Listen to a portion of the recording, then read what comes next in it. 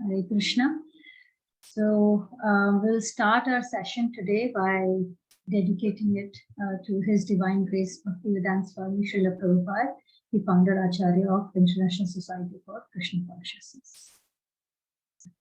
So we are in our journey for chapter 13, and today Krishna willing, we will wrap up 13th chapter. So we are in the last section today of the 13th chapter, and which is Jnana Chakshu, the vision of knowledge. Now, just a quick recap for what we have covered so far.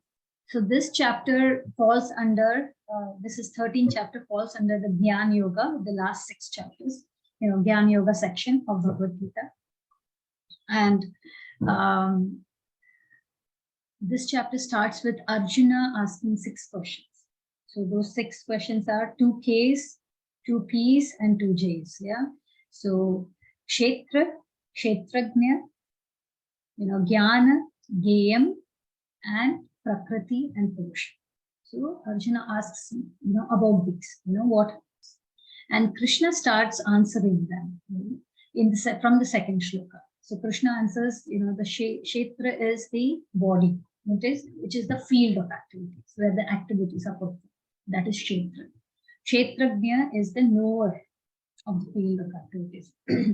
It can be an individual soul who is the knower of that particular body, and it can be super soul who is the knower of all the bodies.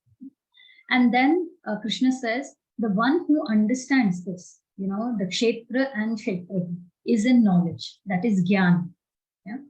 Now then he explains about in the 4th shloka, we learn about the composition about Kshetra, more things about Kshetra and Kshetra, which is composition of the bodies, the quality, the changes, the transformation we undertake, the body undertakes. So we learned about all the elements, right, which comprise of the composition of the body. And then Krishna also highlights in the 7th shloka, he gives references, right, that the knowledge of the field of activity and the knowers of the activity, which is Kshetra and Kshetrajna. This has been described in various, by various sages and in various scriptures. It's mentioned, in Vedic writings.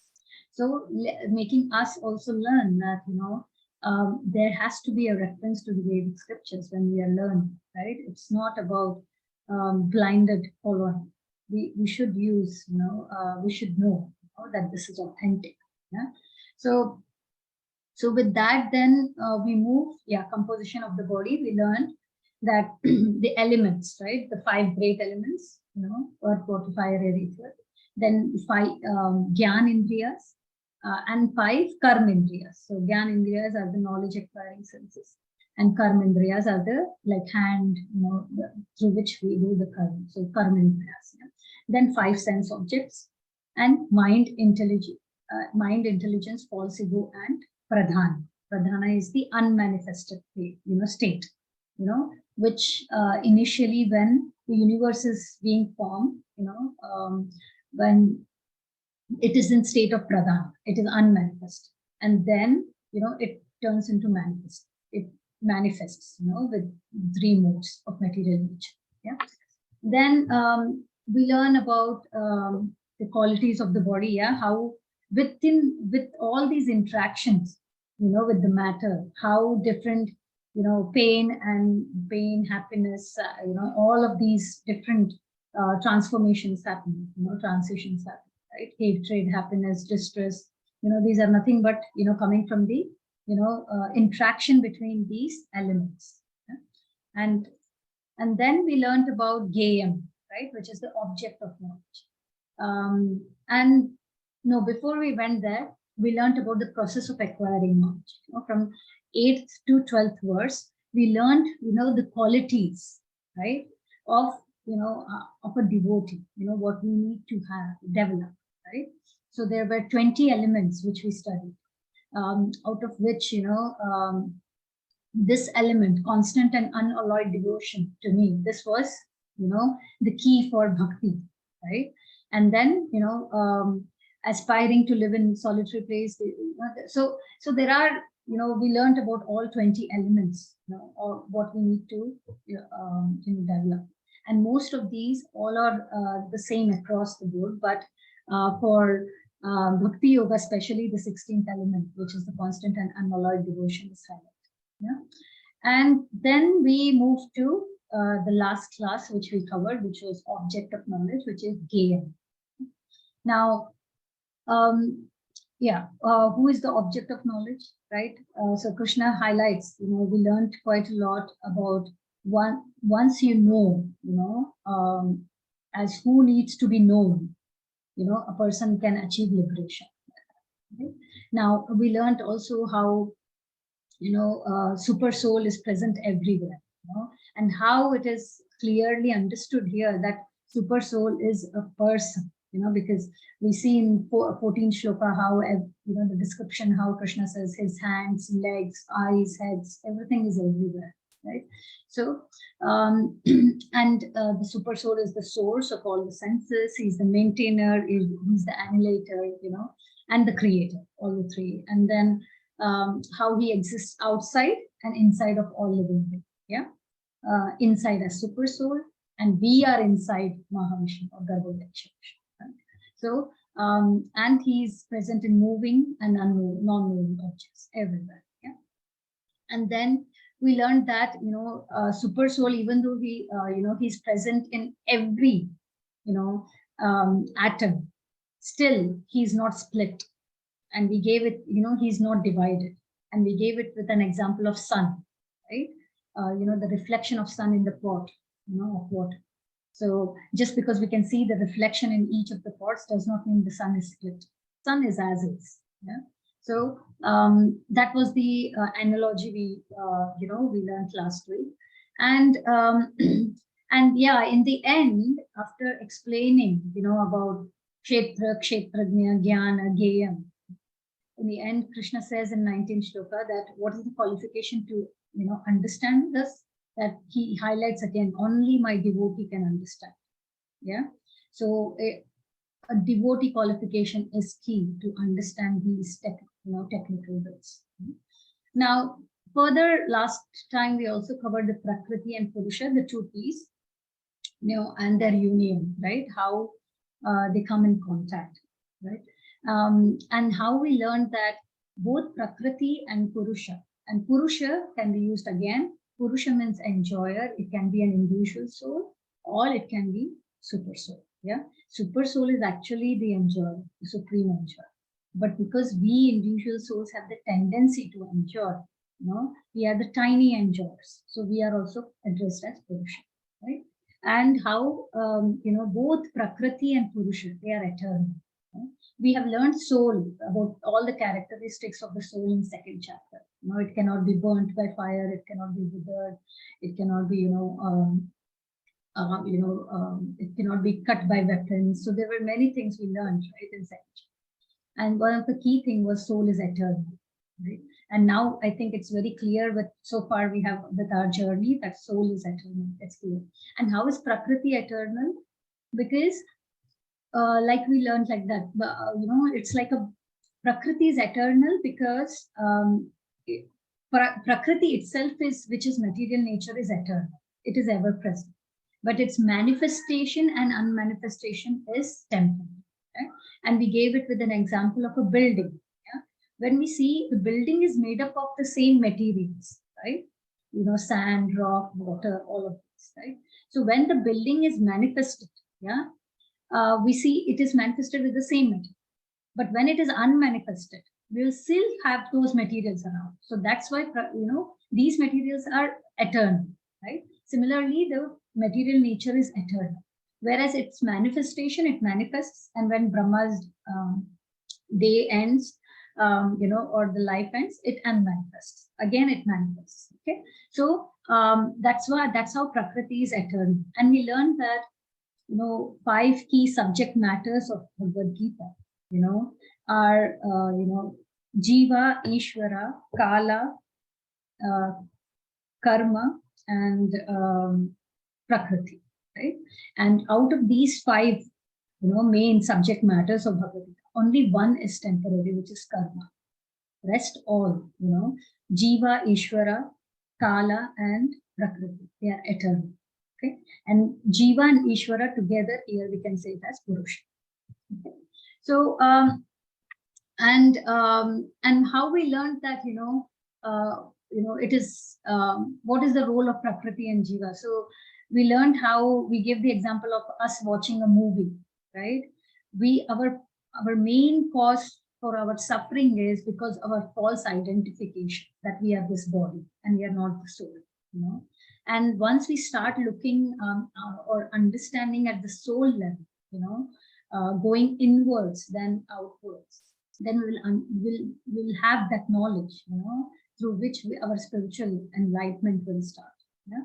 So our main reason for suffering is our misidentification that we are this body, not soul. And we saw this with an example of watching a movie where we get attached, right, to it, and we undergo the same emotions, what is happening. Similarly, we get attached to this body, and hence we undergo pain, happiness, sadness, distress, all of those emotions. Yeah. And then and how the modes, they influence us, right? And then we learned about super soul as supreme enjoyer, who is the supreme enjoyer, who is Krishna.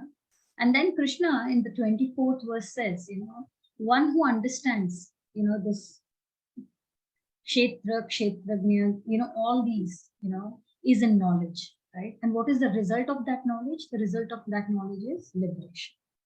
Okay. And he explains again, he touched bases that there are several ways you can, and we did this in second chapter, right? And so far also, there are different ways, methods to perceive the super soul, either through dhyana or jnana or through nishkam karma yoga, so Krishna states all the other methods. Through that also we can achieve. Yeah.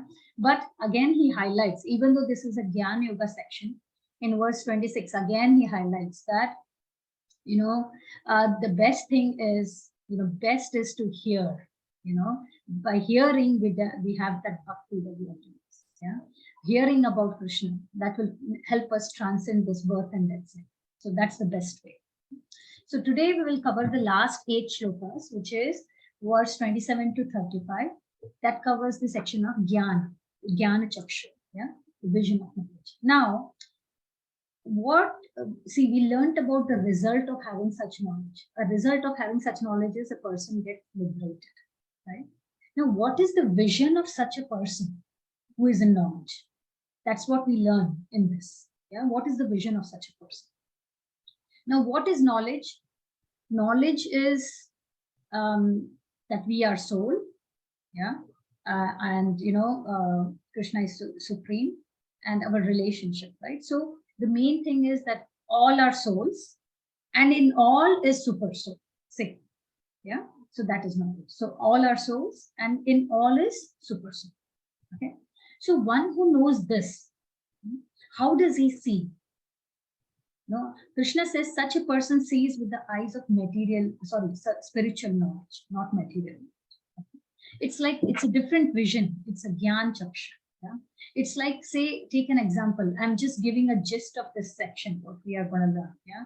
Say, for example, we go to a doctor, yeah, and the doctor is looking at the tongue of one person, yeah, of the patient. Now, when the doctor is looking at the tongue of the patient, there is another person who has accompanied along with the patient who is also seeing the same tongue, right? But they are seeing different. It's the same thing, but the way they are seeing is different, right? Doctor knows exactly what to look for, right? What to diagnose, right? What is wrong? So it's a vision of knowledge because he is knowledgeable, right? He sees it with the eyes of knowledge, right? So overall, but the other person cannot see the same thing which the doctor is saying. So the gist of this section is the person who has knowledge is able to see both the source and its energy. Like, for example, he is able to, for example, say a sun. Sun is in one place, right? but we all see it no matter which region you are located. How? Through sun's energy, right? Even the sun is in the same place, right? So one can see the sun and they can understand that it spreads, to entire universe by its energy, right? Similarly, we have to understand that our body, our body is like this universe. The soul is like the sun, okay? And the soul, and the consciousness, which is the symptom of the soul, is like the energy which is spreading throughout the body. Okay, so because of the soul, because there is sun, only then there is energy, the source and the energy. Similarly, the source, the soul, and as consciousness, it spreads throughout our body as the image, right? So that is the main factor. So in this way, we have to understand soul is the main factor for the body to live, and that's the key. So a person knowledge sees the source and the energy, Krishna and his energy, right?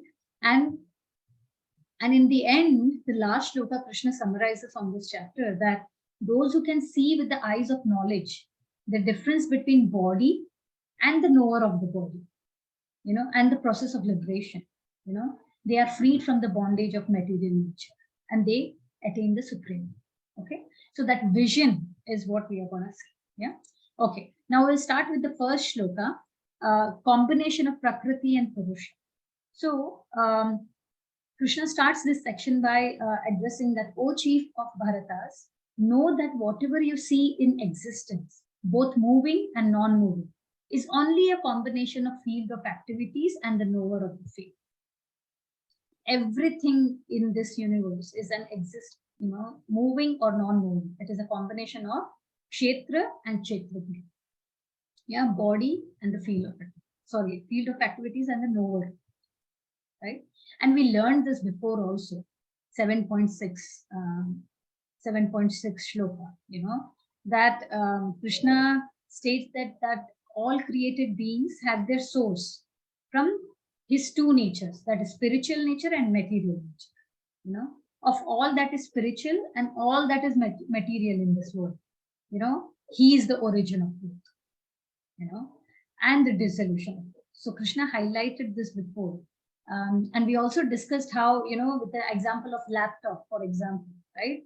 It is also a combination of Kshetragnya, the knower of the field and the field. It is also, without a human brain, you cannot have that come. So there is a touch of spiritual nature to anything, only then. Yeah. So, here further from the purport we've taken that there are many manifestations like trees, mountains, and hills, which are not moving. And there are many existences which are moving. And all of them are but combination of material nature and spiritual nature, the living entity. Yeah. Without the touch of superior nature, the living entity, nothing can grow. So without the living entity or touch of spiritual nature, superior nature, nothing can be. Yeah. And we can correlate this with an example, that see, touch of the superior nature, we are the superior energy of Krishna. Krishna mentioned that in 7th chapter as well. We discussed that last time, right? That living entity are the superior nature. So this touch of superior nature is very crucial, as nothing can grow without that. That's what we are seeing here, right? How, for example, we see fruits and flowers, a tree bearing fruit and flower, right? Now, until and unless the fruit and the flower is attached to the tree, the tree is bearing that, they are growing. But once they wither and they fall off, we'll see that they start losing their freshness, their growth, right? Nothing grows without the touch, because the touch of that living entity, that tree, original tree, is lost, right? Because once they fall off, they start, losing their freshness in some time. Right? So that's how, only with the touch of spiritual nature, the things can grow. If there is no, the same thing with our body. Say we have the living entity soul, right? Until the soul is there, our body will see it undergoes growth, transformation. Once the soul is out of the body, nothing. The body cannot grow, right? There cannot be any transformations, right? And that's what we see the difference between the same person in front of you talking to you versus, the same person meeting accident and the same body. Maybe there is no physical top injury at all. What is missing in that? The soul. Okay? So that is the gist of this show. Yeah. And further, how a true seer vision is. Yeah. Now, the person who has Gyan Chakshu, how he sees, that's the section here. Right? So, one who sees the super soul accompanying the individual soul in all bodies, and who understands that neither the soul nor the super soul within the destructible body is ever destroyed, actually sees. Right? Two things here. One is the super soul is always accompanying the individuals. And second, both the super soul and the soul cannot be destroyed. They are eternal. Yeah? And we have learned this before, right? So it is not the first time we are seeing these statements. Now, when we see here, the super soul is accompanying the individual soul in all the bodies. Krishna is saying this. First thing I think which should come to our mind is that Krishna is so merciful, that even in the living entity of a body of a snake, take it, a hog which lives all the time in the stool, right? They enjoy that. Krishna is accompanying the soul, no matter what kind of body, what kind of species, the soul is. He's so merciful. He never leaves us alone. It may be any kind of body. It may be some animal which is living in, open in the forest or under the most filthy area, may it be a worm, name it anything. Krishna is accompanying us everywhere, every species. So, and that's how we learned from that Katha Upanishad shloka, right? Where it was two birds sitting on a tree. One bird is the individual soul and the other one is the super soul. And the individual soul is busy eating the fruits, and observing activities around, but not giving attention to the super soul who is next. Yeah. That is the cause of our suffering, actually. We don't want to see to Krishna. We want to see things which we are enjoying because we think we are the Purusha. That's the thing. Right? Unless we don't look into the super soul who is accompanying us, we will never get enlightened. Never. And unless we don't get enlightened, we always have to undergo this birth and death cycle. Because we'll not be able to go back to Godhead. Right? So it is very important, just like that individual, so that bird, just look around, try to look into Krishna, and you will find, you will get that enlightenment and you will find that, real happiness, what we are always looking for, right? Soul is not liberated, if it does not look at Krishna, at the super soul. It will keep transmigrating from one body to another, based on the past activities and desires. And what is super soul doing sitting there? He's keeping all account, track record of what bad we are doing, what good, of all our deeds, to determine what kind of life we should get next. So that's why, try to look into inwards, we say, right? Try to look into it. And from the purport we have taken here, maybe I'll let somebody. Hare Krishna Prabhuji, can you read this purport? Yeah, yes, Mataji. Yes, Mataji. The true seer's vision of Paramatma, one who sees the super soul accompanying the individual soul in all bodies, and who understands that neither the soul nor super soul within the destructible body is ever destroyed, actually sees. Unless one has the association of a real knower of spiritual subjects, one cannot see these three things: body, soul, super soul. Those who do not have such association are ignorant. They simply see the body and they think that when the body is destroyed, everything is finished. After the destruction of the body, both the soul and the super soul exist, and they go on eternally in many various moving and non-moving forms. Thank Bhagavad you. Gita 12.8. Thank you, Prabhuji. So it's very clear, for us to try to, first step is to realize that there is a super soul. The first step is actually to realize ourselves that we are soul, not this world. Then, comes, that there is a super soul, and how will we get this knowledge, that this understanding? Only through association. A person who knows these subjects, only that person can help us to understand, that what there is something called as body, soul, and super soul, right? So that's why, it is highlighting the importance of association. With association, that helps us to look further into Krishna. Yeah. Okay. With that, we'll move to the next shloka. So Jyoti Mataji, can you read this? Yes, Mataji. Result of such mature vision, no degradation. Sama pashyani sarvatra samavasthyam ishwaram na hinsate atmana manan mam tato yatri param gatim.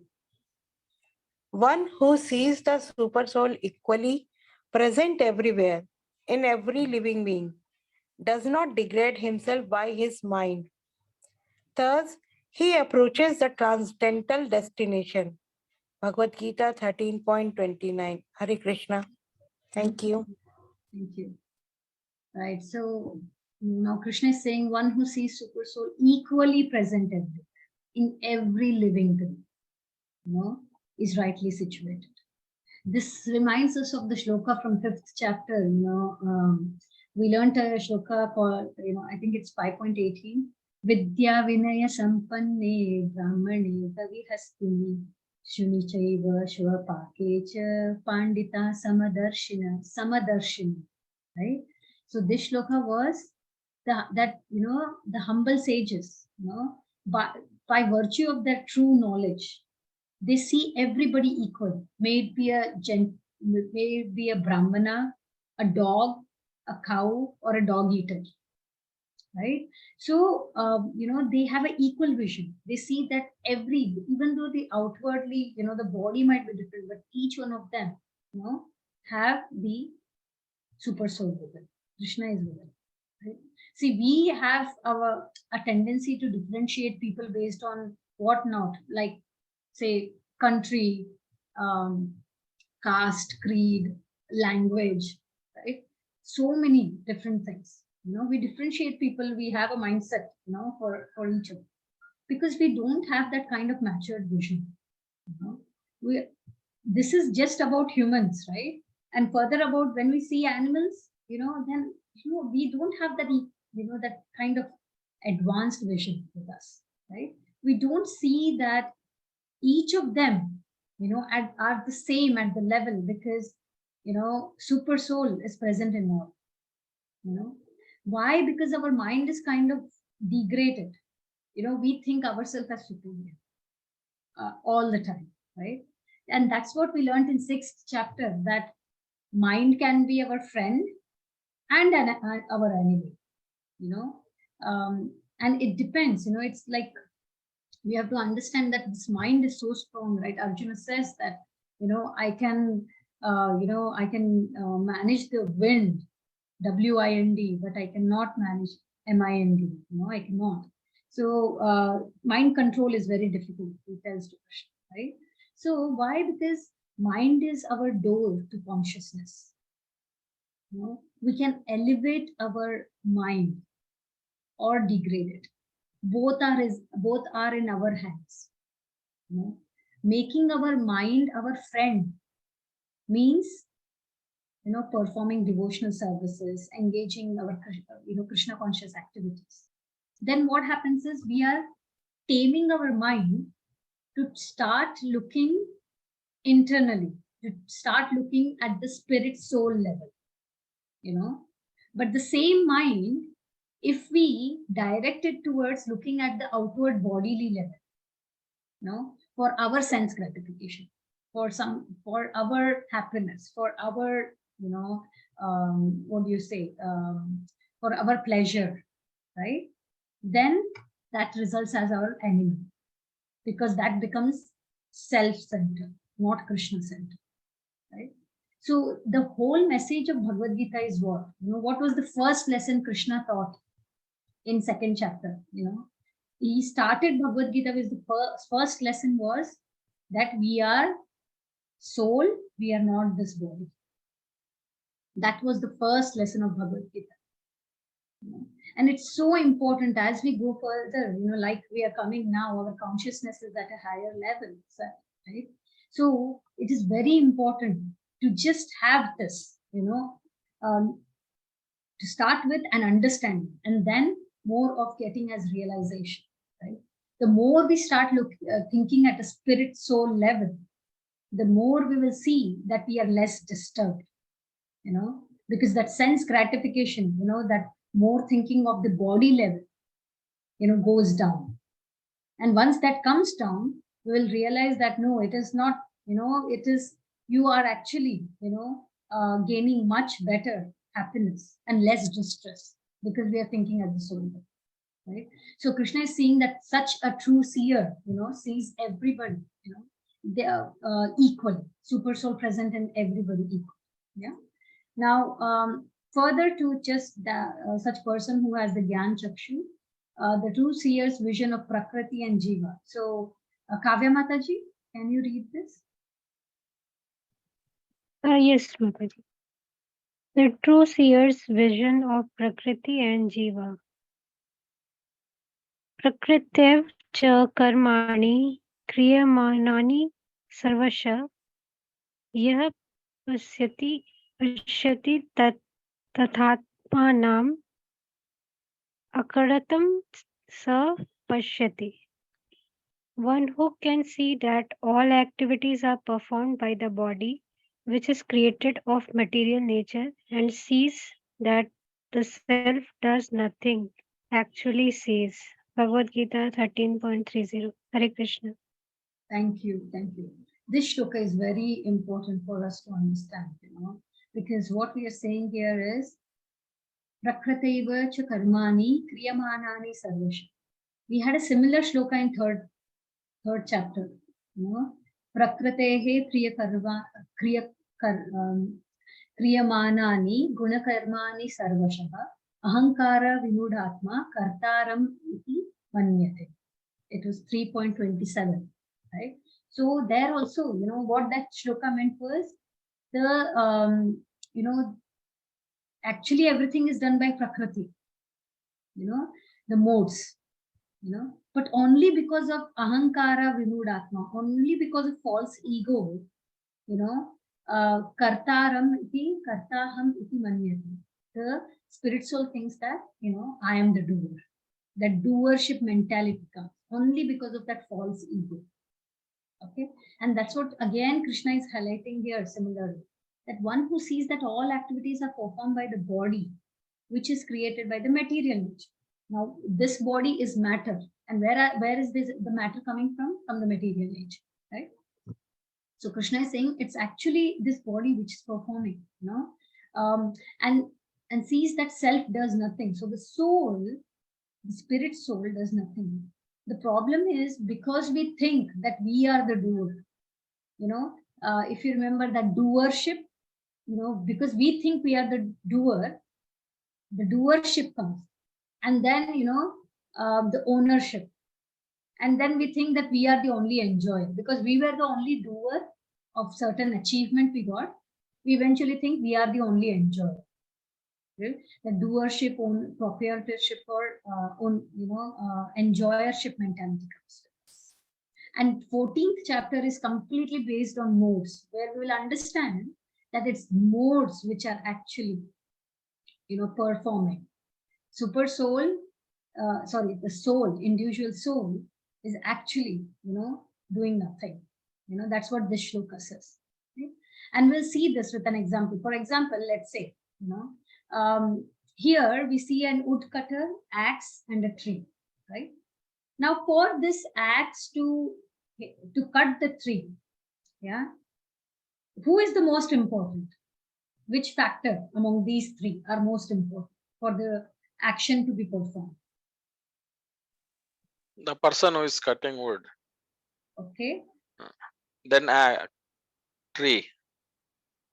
and then tree, And then is that axe.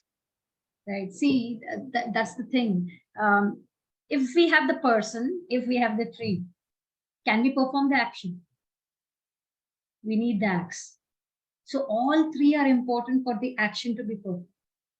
Of the two, the woodcutter and the axe, both are equally important. Without one, the other can't work, right?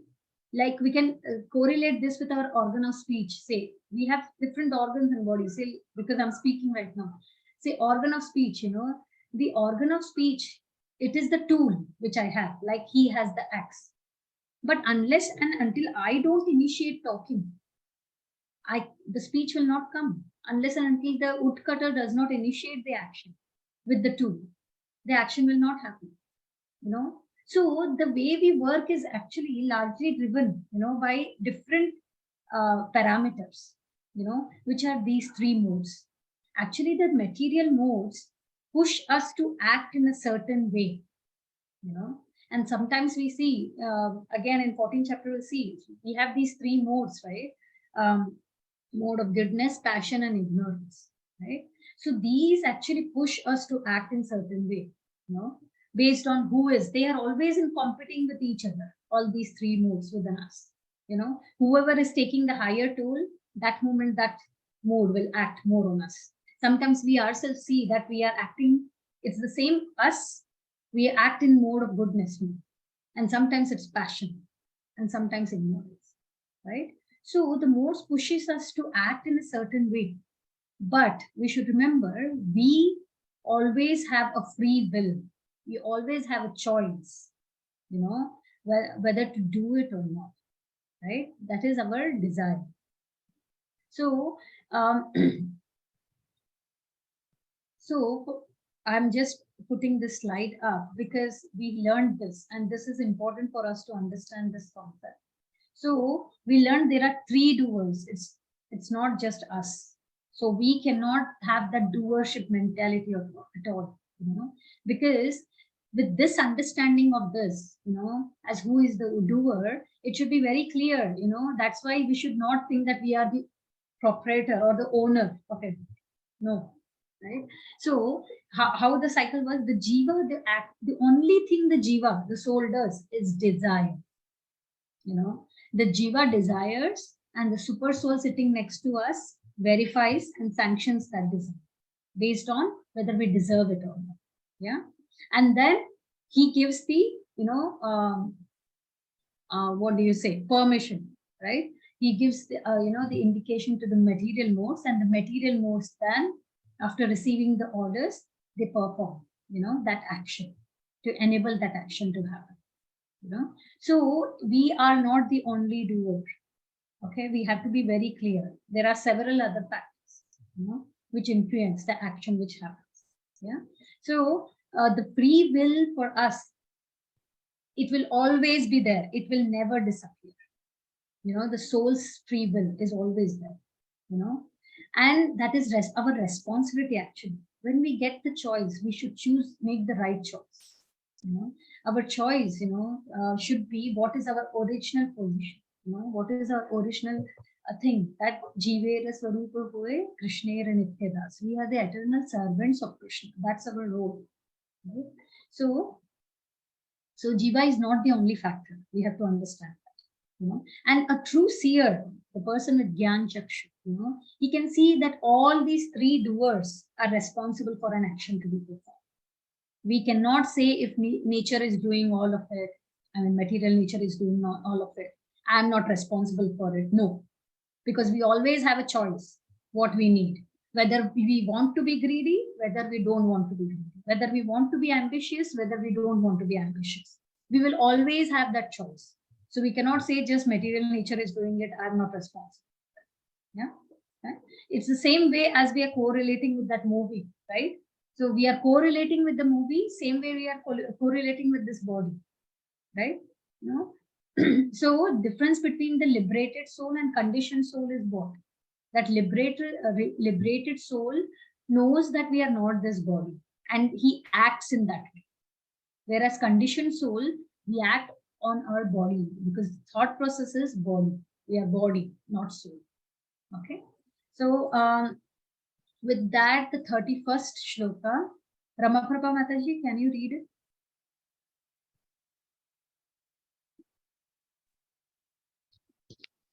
Brahman vision. When a sensible man ceases to see different identities due to different material bodies, and he sees how beings are expanded everywhere, he attains to the Brahman conception.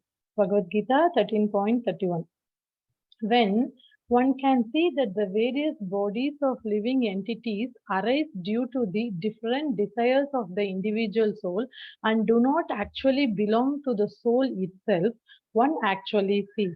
This material differentiation is due to the material conception of life. After the destruction of the material body, the spirit soul is one. When one can see this, he attains spiritual vision. Thus, being freed from differentiations like man, animal, big, low, etc., one becomes purified in his consciousness and able to develop Krishna consciousness in his spiritual identity. Perfect. Thank you. So again, Krishna is highlighting that, when a sensible man, does not see that these are different identities, different based on the material worlds. He sees everything that, super soul is in everything, right? And he understands that different species of bodies are with different, different soul take up different species of body based on their, past activities, karma and swabha, right? So, and after the destruction of that particular species body, the soul is eternal. It will still be there, And here, it says after the destruction of material body, the spirit soul is one. What this means is that spirit soul is one means that its nature remains the same and its quality remains the same. That eternal relationship with Krishna, what that individual soul originally had, will always remain the same. Okay, this is the advantage when one is in knowledge of soul, super soul and matter. He is in that Brahman platform. Okay, true vision, true seer. Yeah. So further, soul is non-doer and is not entangled. This is the other concept which is important for us to understand. That so the shloka is like, those with the vision of eternity can see that imperishable soul is transcendental, eternal, and beyond the modes of nature. Right? Despite contact with the material body, O Arjuna, the soul neither does anything nor is entangled. Okay. A living entity appears to be born because of the birth of the material body. But actually, the living entity is eternal. He is not born. And in spite of his being situated in the material body, he is transcendental and eternal. Now, this shloka, we always say that the soul is entangled in this material nature. This is a common statement which we hear, again and again. But here Krishna is saying, "Oh Arjuna, the soul neither does anything nor is entangled." Right? So it is very important for us to understand, what this means. That those persons who are in knowledge can see that the soul is eternal. It cannot be destroyed. And it is beyond the material modes of nature. At the soul level, yeah. They know that this soul has an eternal relationship with Krishna. One of the 5, relationships which we learn, right? Which is Shanta Rasa, Dasya Rasa, Sakhya Rasa, Vatsalya, or Madhurya Rasa. One of these 5 relationships, originally each one of us have with Krishna in spiritual. Right? So that person who is in knowledge understands this.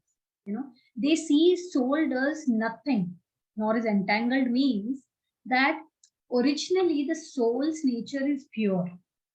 But because it identifies itself with this body, the suffering comes. You know, we always say soul is entangled in this material world because soul is entangled for a conditioned jiva, a jiva who identifies self with this body. Then we get entangled in this material world, right? If we are identifying ourselves with this body, you know, like that movie, if we are identifying ourselves with that movie, you know, then, you know, we get entangled with that whole thing. But the same way we took an example of a blind person, making him sit in the same movie, it will not impact because he's not getting, you know, he's not getting attached. He does not identify himself with that, right? He does not relate his body, and that's why the blind person is not entangled. Similarly, like that blind person, if we are, you know, if we identify ourselves as a soul, then we become like that blind person. We don't get entangled. But if we identify ourselves with this body, then then we are getting entangled in this material.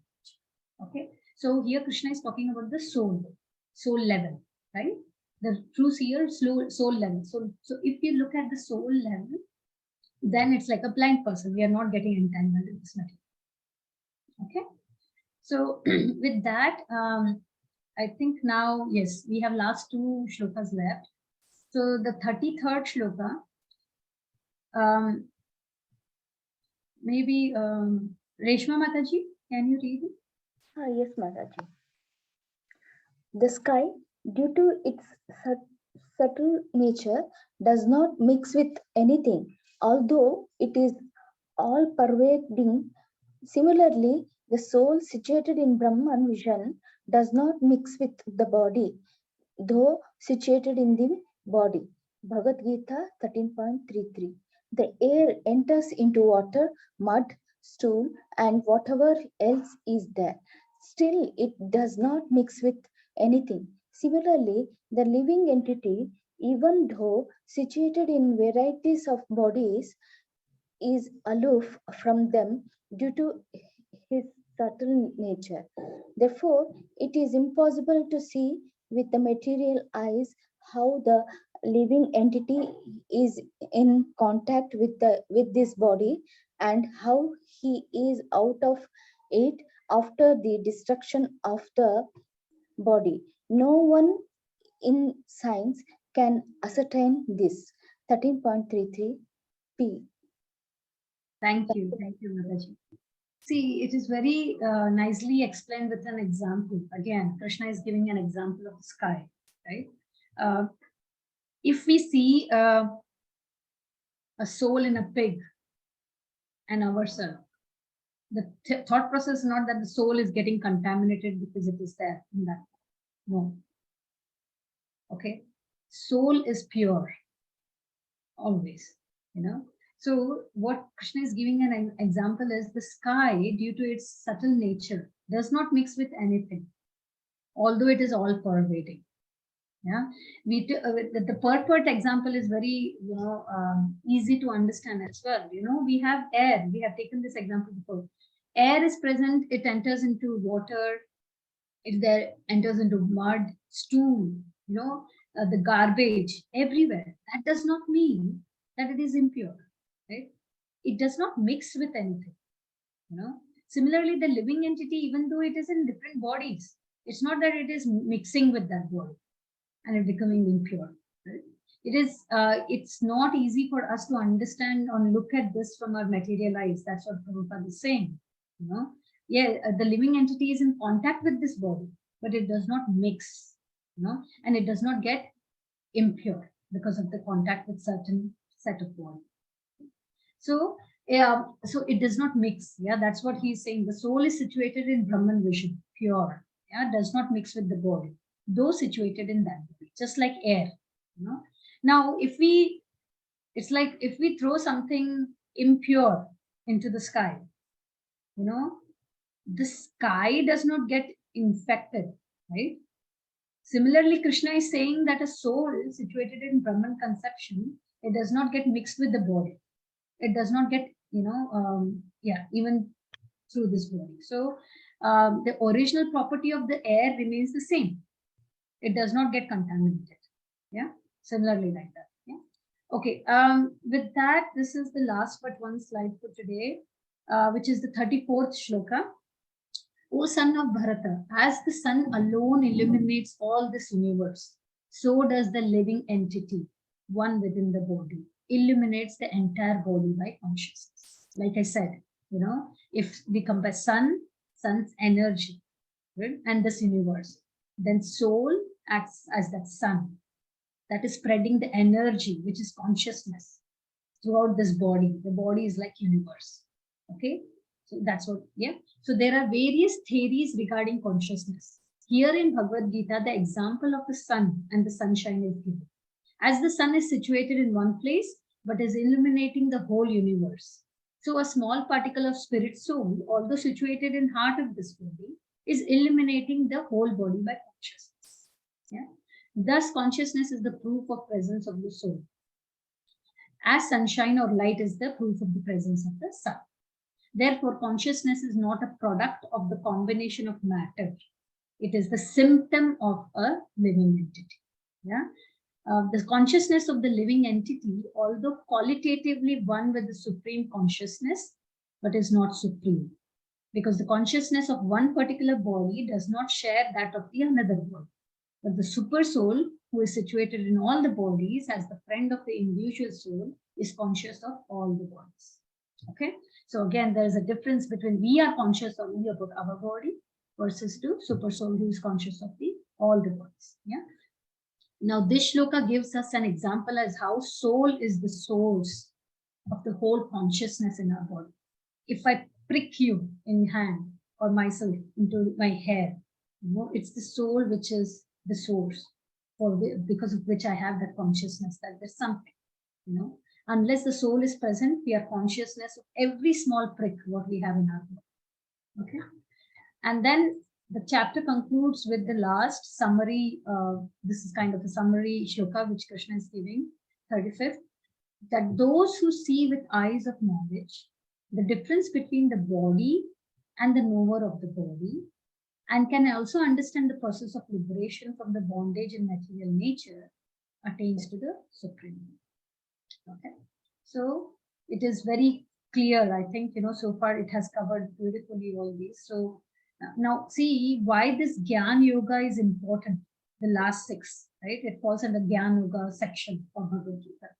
Why it is important? Because from this section we learn, it helps us to understand the process of liberation. When we come to know that the difference that we are actually this body, which is like a composition, like a water is composition of, say, hydrogen and oxygen. Yeah? Similarly, we learned that this body is actually a composition of many elements, right? And that makes us understand that we are actually not this body, and how the modes influence us, how material nature is giving all the matter from which each of the 84 lakh species can be made. So that makes us understand that we are actually not this body, we are soul. That consciousness is because of the soul, not because of the body. Only then, when we understand that we are not this body and we are soul, we'll start working towards liberation. Because we'll start working towards looking at the super soul and thinking at the soul level rather than thinking at the body level, which helps us to develop that kind of knowledge. Yeah. So with that, we conclude the 13th chapter, and maybe we can open